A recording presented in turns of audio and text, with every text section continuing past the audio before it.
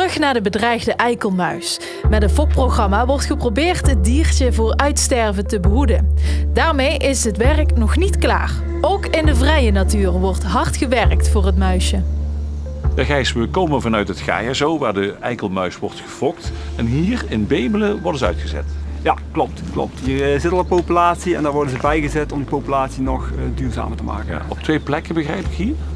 Ja, we gaan nu dadelijk eerst naar boven, naar een jong bosje. En daar zijn we het juist geschikt aan maken dat hij daar zich thuis kan voelen. Nou, zijn we bijna boven. Ja, aardig klimmetje wel, hè? Jazeker. Ja. Kijk, dit is een beetje het beeld waar we naar op zoek zijn. Die oude stammen overwoekerd met bramen, waar holtes in zitten. Dat vindt u fijn? Dat vindt hij fijn, ja. Gevarieerd bos met ruimtes, maar vooral ook veel ruimte. Ja, en genoeg eikels, hè? Want de eikelmuis die eet alleen maar eikels, toch? Eikels genoeg dit jaar, dat zit wel goed. Ja, maar eet ook andere zaken? Hij doet veel andere zaken na. Ja, wat nog meer?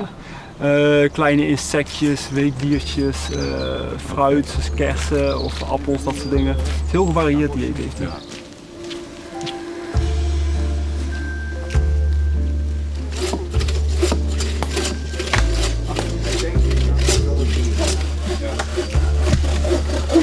Ja, hier wordt duidelijk gewerkt, Gijs. Hier wordt duidelijk gewerkt inderdaad, ja. Waarom deze plek allereerst? Nou, dit is zo'n jong bosje, dit is ongeveer 20 jaar oud. En je ziet, als je hier doorheen kijkt, zie je eigenlijk allemaal bomen van dezelfde leeftijd. Ja.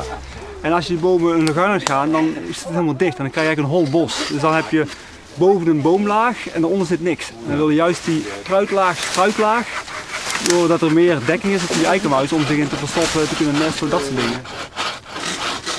Nou, probeer zoveel mogelijk gewoon de zaag het werk te laten doen. Hier is de tafel. Ja, ik kan het zien. Maar goed dat je hulp hebt, hè? Die hulp is perfect, dan gaat het een stuk sneller door. Ja, en zo zie je wel, dit bos kon je een paar weken geleden niet doorheen kijken. En nu zie je al dat er al veel meer structuren zijn aangelegd. Juist voor de eikelmuis en ook voor het bos.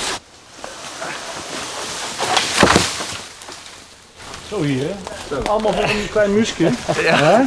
Hoeveelste boom was dit vandaag? Dit was onze derde. Derde, ja.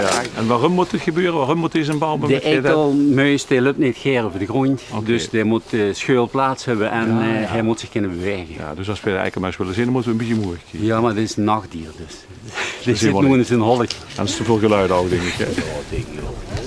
We leggen de takken op bepaalde hopen, op structuren.